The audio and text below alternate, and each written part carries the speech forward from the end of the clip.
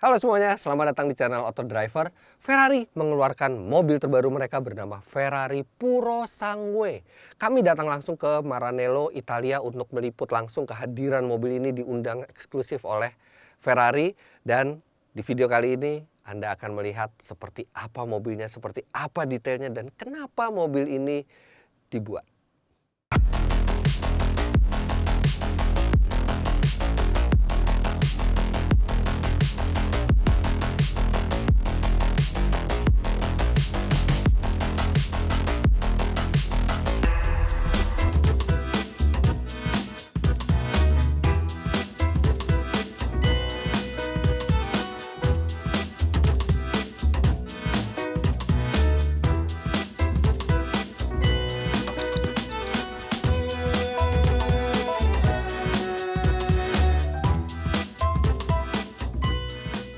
Well, Anda mungkin bertanya-tanya kenapa saya sudah jauh-jauh ke Italia tapi melakukan syuting dari studio di kantor ini. Itu karena pada saat saya menghadiri perkenalan mobil ini pertama kali, itu masih beberapa hari sebelum launching dan Ferrari melarang untuk merekam dengan menggunakan handphone atau menggunakan kamera, sehingga kami tidak bisa melakukan rekaman video sama sekali. Yang mereka berikan hanya spek teknis tanpa gambar. Dan saya seperti jurnalis di masa lalu, jadi menggunakan ballpoint dan notes untuk mencatat apa saja yang disampaikan di sana. Berikut juga dengan wawancara dengan sejumlah key person dari Ferrari. Nah, tapi sekarang saya sudah mendapatkan materi gambar dari Ferrari dan sekarang saya bisa jelaskan ke Anda apa saja mengenai mobil ini. Dan yang jelas mobil ini akan menandai sejarah baru bagi Ferrari karena inilah pertama kalinya Ferrari mengeluarkan mobil jenis ini. Kalau misalnya Anda banyak yang bertanya kenapa Ferrari mengeluarkan mobil SUV, walaupun Ferrari menolak untuk disebut SUV. Well, pasar dunia memang berubah. Anda sekarang kalau saya beritahu mungkin akan terkejut bahwa sekarang penjualan terbanyak dari Lamborghini adalah Lamborghini Urus. Penjualan terbanyak dari Bentley adalah Bentley Bentayga. Bahkan Rolls-Royce juga mencatat penjualan yang sangat menggembirakan dengan Cullinan. Nah, ini sudah saatnya Ferrari memang masuk ke pasar ini dan akhirnya mereka berhasil membuat satu mobil yang fenomenal dan mereka menolak mobil ini disebut sebagai SUV. Mereka menyebut mobil ini Ferrari Purosangue sebagai mobil Ferrari pertama 4-seater 4-door. Jadi mereka bilang bahwa ini adalah the first 4-door 4-seater Ferrari, bukan SUV. Nah, sekarang saya akan sampaikan sejumlah hal-hal menarik tentang Ferrari Purosangue ini. Yang pertama kita akan bahas mengenai nama dari mobil ini. Purosangue, atau kalau misalnya ada orang dari Eropa atau Amerika, rata-rata mereka menyebut dengan Purosang. Tapi Purosang itu adalah cara yang salah untuk melafalkan mobil ini. Ferrari bahkan mengetes satu persatu dari kami untuk melafalkan secara benar, yaitu Purosangue. Purosangue. Seperti itu. Artinya adalah thoroughbred. Atau kalau misalnya Ferrari itu kan identik dengan kuda Italia ya, prancing horse-nya. Thoroughbred ini adalah kuda dengan ras paling murni. Nah, Purosangue ini diberikan ke mobil ini karena mobil ini dianggap merefleksikan hal termurni dari Ferrari yang nanti akan kita lihat detailnya. Dan kenapa bukan angka? Jadi Ferrari menggunakan angka untuk mobil sport mereka.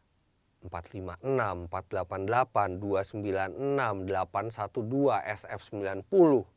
Itu untuk model-model mereka yang mereka anggap itu model yang sport lah, yang spesial, yang bisa untuk track. Jadi ada angka untuk merefleksikan performa di situ. Tapi Purosangue ini sama seperti Ferrari Portofino, Ferrari California. Mereka menganggap ini bukan mobil yang untuk di track murni, makanya mereka memberikan nama yang dedicated untuk mobil ini, yaitu Purosangue, yang artinya thoroughbred atau ras termurni. Yang kedua adalah konsep desain dari mobil ini. Jadi Ferrari sangat beralasan untuk menyebut mobil ini bukan sebagai SUV karena kalau kita lihat langsung mobilnya memang dia tidak setinggi SUV. Memang dari ground clearance dia adalah Ferrari yang paling tinggi ground clearance-nya sekitar 180 mm. Tapi ground clearance seperti itu masih terlalu rendah untuk disebut sebagai SUV. Makanya Ferrari juga tidak meng-encourage orang untuk off-road dengan mobil ini walaupun mobil ini punya capability ke segala medan dengan 4-wheel drive sistem yang unik juga. Nah, pada saat merancang mobil ini pertama kali, Ferrari bukan merancang sebuah SUV atau mobil yang bisa fleksibel ke segala medan yang bernama Ferrari. Tapi Ferrari bilang Mr. Enrico Galliera, Chief Commercial and Marketing Officer dari Ferrari bilang bahwa mobil ini harus born without compromise, harus lahir tanpa kompromi. Karena biasanya ketika sebuah pabrikan supercar itu membuat SUV, akan ada kompromi-kompromi yang dilakukan.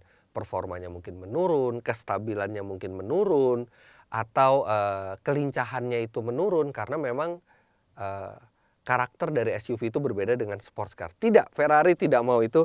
Ferrari tetap memiliki key elemen atau elemen-elemen kunci untuk mendesain mobil ini. Yang pertama, performanya tetap harus luar biasa. Kemudian tetap merupakan sports car atau mobil sport yang fokus. Kemudian ketika konsumen Ferrari mengendarai mobil itu harus tetap bisa tersenyum oleh performa serta karakter yang dihasilkan oleh mobil itu. Jadi tetap mobil ini harus sebuah true sports car.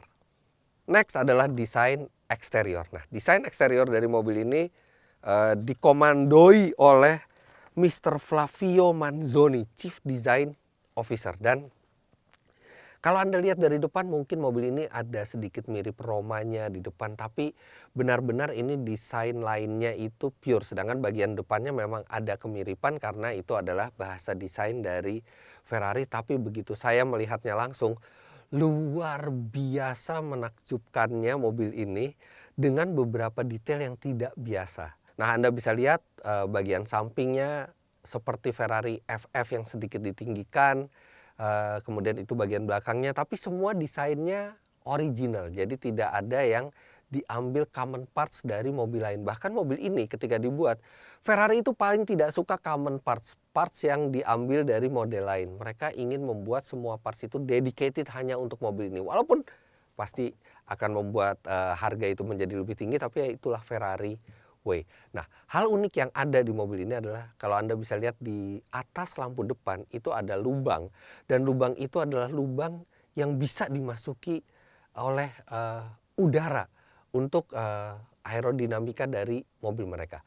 Nah, hal unik berikutnya adalah over fendernya yang floating. Jadi dia tidak serata dengan fender besinya. By the way ini aluminium semua bodinya. Tapi dia sedikit floating dari bagian dalamnya sehingga menimbulkan kesan seperti melayang si fender itu, dan itu bisa Anda pilih bahannya dengan fasilitas optional. Misalnya Anda bisa memilih bahan poliuretan biasa atau warna apapun yang Anda mau, atau carbon fiber seperti yang ada di mobil display itu. Jadi desain dari mobil ini benar-benar tidak biasa. Anda tidak bisa bilang ini sebuah SUV, Anda tidak bisa bilang ini sebuah hatchback juga karena dia terlalu besar untuk sebuah hatchback dan terlalu panjang. Tapi yang jelas mobil ini unik dan terasa sangat Ferrari.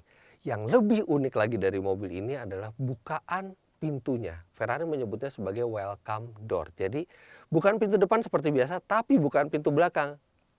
Mirip sekali dengan yang digunakan oleh Rolls-Royce Phantom, yaitu membukanya berlawanan arah dengan pintu depan. Yang ini akan memudahkan akses ke dalam, serta pintu belakang ini full elektrik. Jadi Anda bisa buka dan tutup dengan motor elektrik.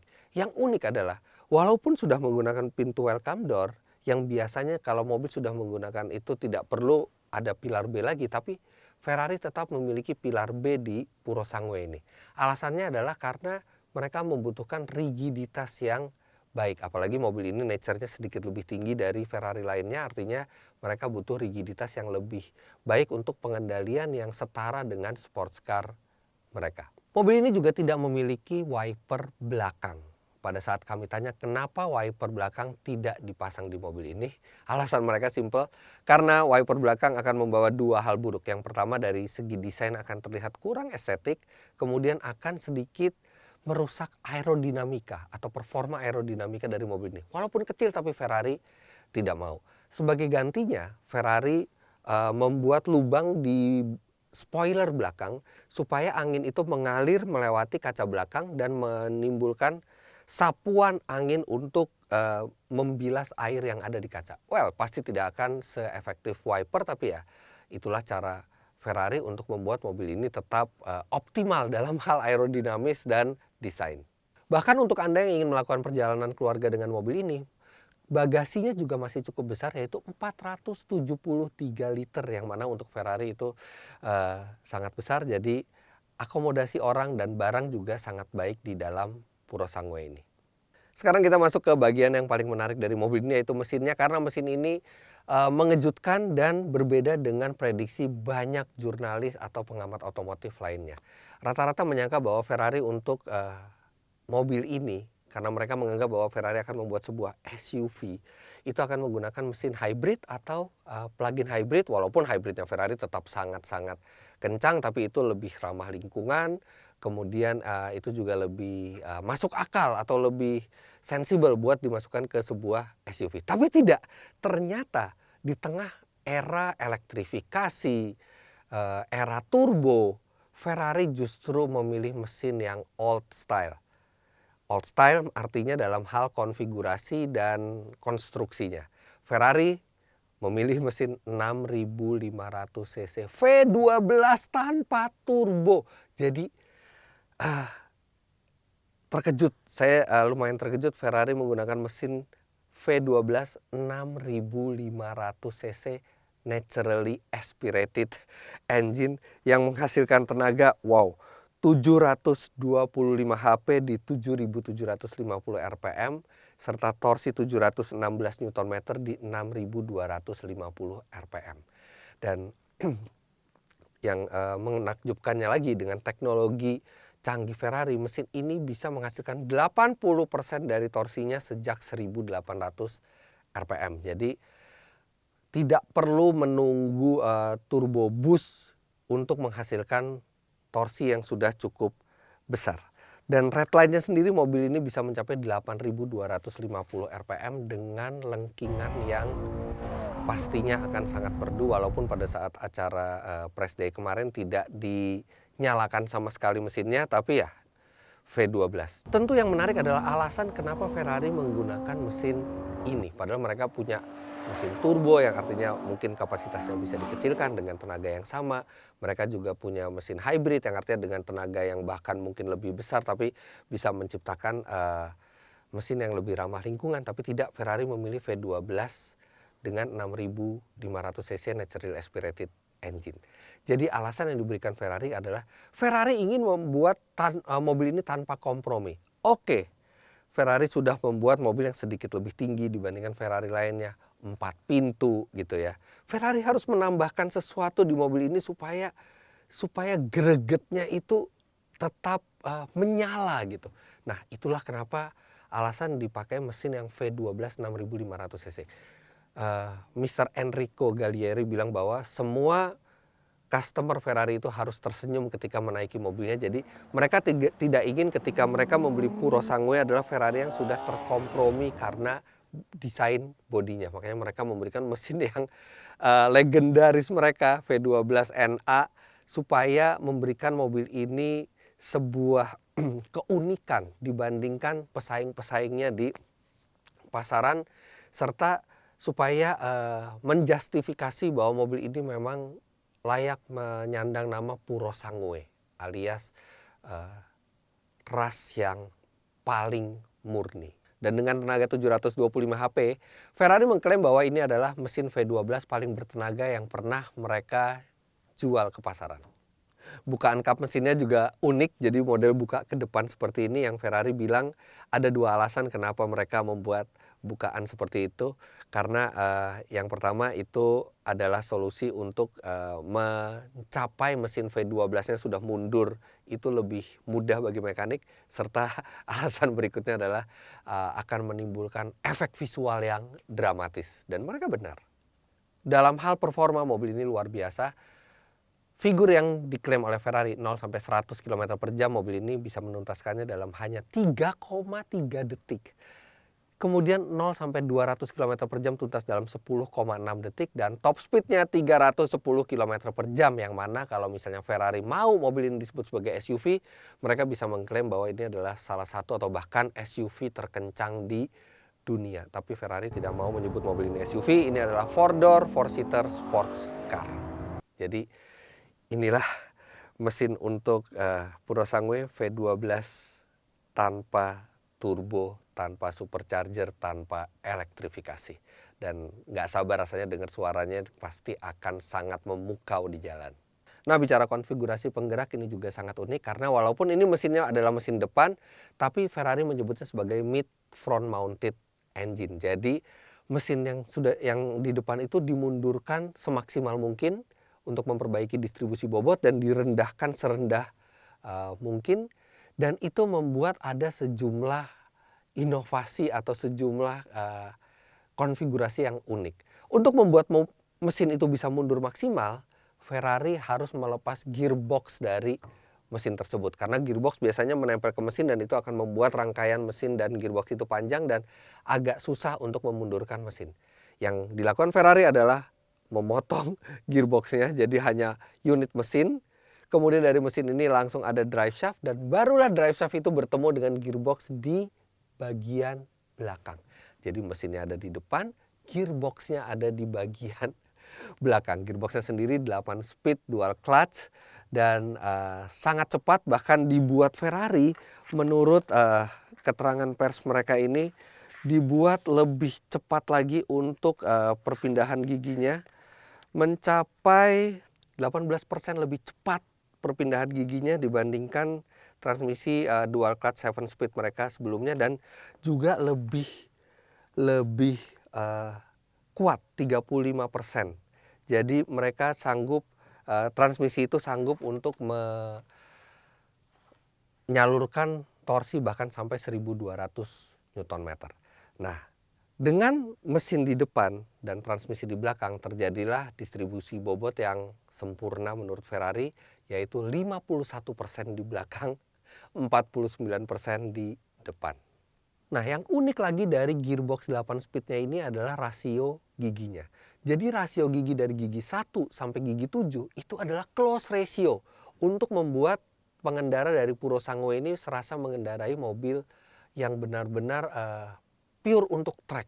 Jadi loss tenaganya sedikit, kemudian pasti soundnya atau suaranya juga pasti akan sangat menggugah karena close ratio kan.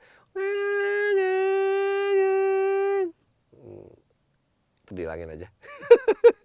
Nah, tapi yang unik adalah gigi 8-nya. Jadi gigi 8 ini didesain untuk jauh sendiri. Jadi Anda akan merasakan ketika dari gigi 7 ke gigi 8 itu turunnya cukup jauh, karena gigi 8 ini digunakan Ferrari untuk cruising. Jadi tidak untuk akselerasi, untuk cruising di jalan tol, RPM bisa rendah, konsumsi bahan bakar bisa lebih hemat, dan Anda bisa lebih rileks di dalam. Jadi itu. Gearbox 8 speed dengan 7 speed close ratio dan gigi 8 overdrive. Berikutnya kita akan lihat satu komponen yang membuat mobil ini baru dibikin sekarang oleh Ferrari, yaitu Ferrari Active Suspension. Jadi kenapa baru sekarang Ferrari bermain di segmen 4-seater 4-door seperti ini, sedangkan Porsche sudah mulai lama, kemudian Lamborghini juga sudah mulai dengan urusnya sejak lama, Maserati juga begitu, merek-merek yang pure supercar tapi yang akhirnya menjual mobil 4-door 4-seater. Salah satu alasan Ferrari adalah Ferrari tidak mau memproduksi 4-door 4-seater dengan fleksibilitas yang lebih baik kalau mereka belum memiliki teknologi yang dibutuhkan untuk membuat mobil tersebut tetap terasa Ferrari dari segi performanya, dari segi fun to drive-nya, dari segi emosionalnya. Dan satu komponen yang baru mereka temukan dan itu membuat mereka langsung berani membuat Purosangue adalah Ferrari Active Suspension. Jadi ini adalah suspensi aktif yang sebenarnya prinsipnya itu mirip dengan suspensi aktif yang dimiliki oleh tim F1, salah satu tim F1 di tahun 1994 ketika dia membuat sebuah suspensi yang bisa melawan G-force. Jadi kalau misalnya kita belok kiri itu kan mobil biasanya cenderung miring ke kanan. Nah, suspensi kanannya itu diberi tenaga supaya mengkompensasi kelimbungan mobil tersebut. Ferrari tahu bahwa dengan membuat mobil yang lebih tinggi, lebih besar, 4 pintu, maka kecenderungan limbung itu akan lebih besar dibandingkan sports car murni mereka. Makanya dengan Ferrari Active Suspension ini ketika mobil itu limbung, suspensinya akan mendorong bodi mobil kembali ke atas sehingga kelimbungan yang terjadi hanya 50% dari seharusnya. Dan sistemnya ini adalah elektrik ya, jadi elektrik dengan motor listrik dan dengan ulir, dan itu membuat suspensi aktif ini sangat-sangat cepat. Dia benar-benar bisa bereaksi secepat dengan kedinamisan mobil pada saat di tikungan. Jadi ketika Anda menikung dengan mobil ini, Anda akan merasa bahwa mobil ini tidak limbung sama sekali, bahkan mungkin lebih baik daripada sports car mereka karena Ferrari Active Suspension ini debutnya adalah di Purosangue. Tapi ke depannya Ferrari tidak menutup kemungkinan bahwa Ferrari Active Suspension ini akan masuk ke model-model lainnya.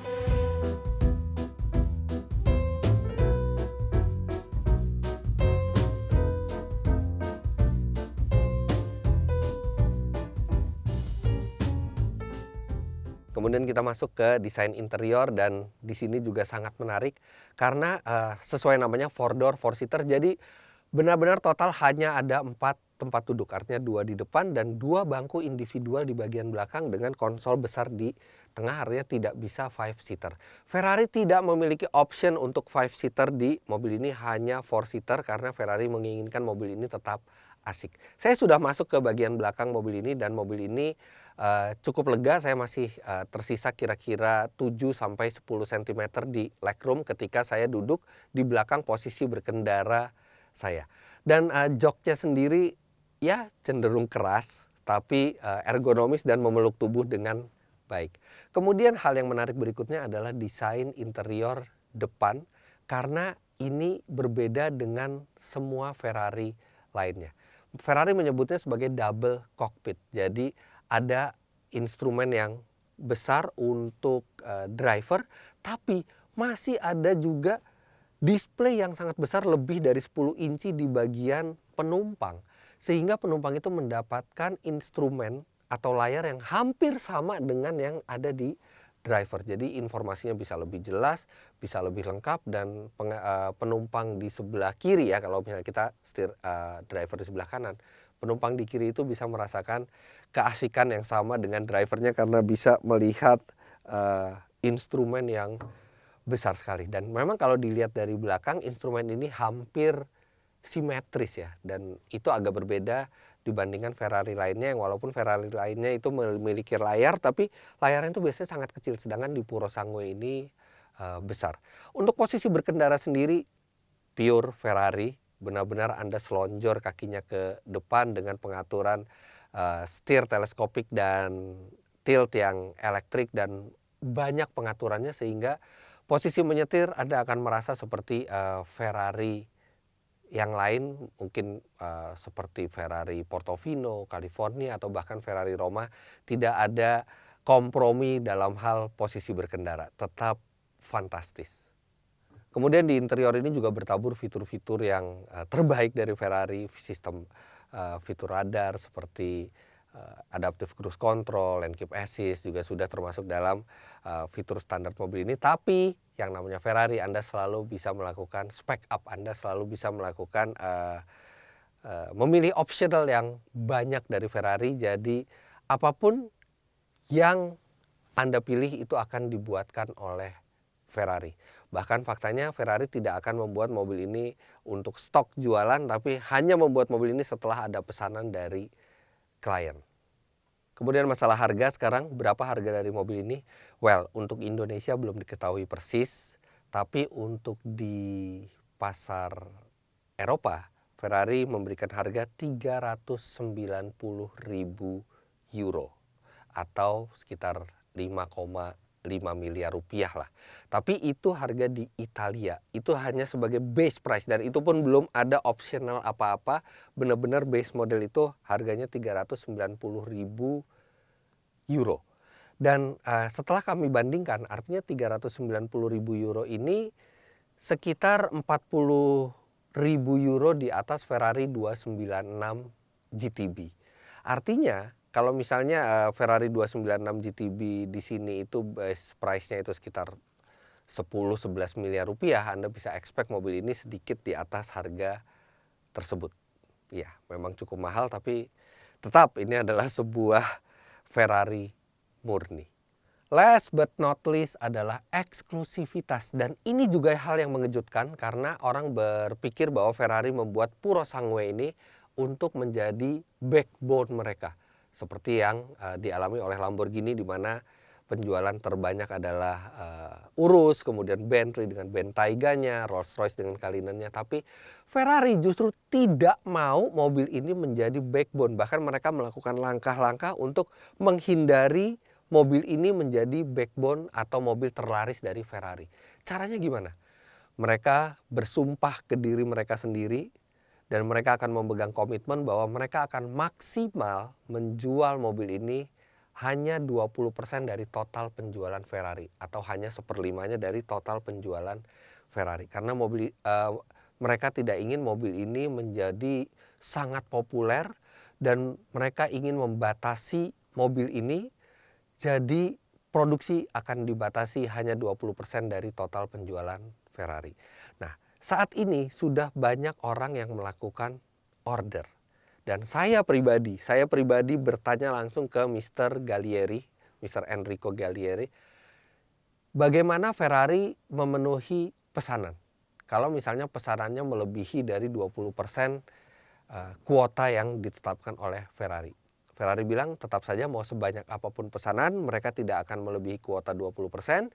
Dan ketika saya tanya siapa yang akan mendapatkan mobil ini, apakah berdasarkan first come first serve, siapa cepat dia dapat, atau Ferrari akan memilih konsumen untuk pengiriman mobil ini. Ferrari bilang, tentu saja kami menghargai semua orang yang memesan mobil ini, tapi untuk di awal-awal kami akan prioritaskan ke existing client, alias klien-klien yang sudah pernah memiliki Ferrari sebelumnya, yang memiliki hubungan baik dengan Ferrari, mereka yang akan didahulukan.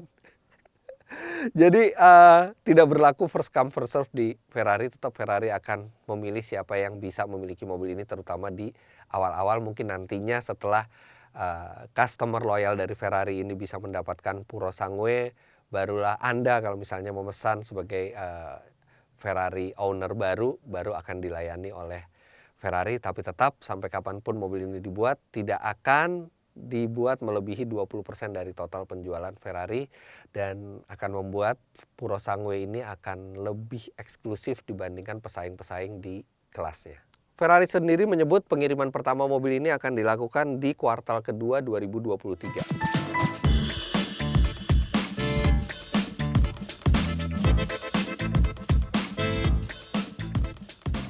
Well, begitulah detail mengenai Ferrari Purosangue ini.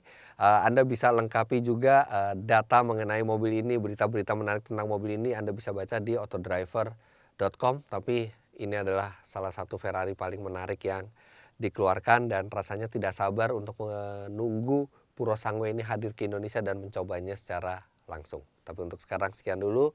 Jangan lupa Anda klik like bila menyukai video ini, komentar di bawah, dan subscribe ke channel Autodriver jika Anda belum. Terima kasih banyak Anda sudah menyaksikan. Sampai jumpa di video selanjutnya. Bye-bye.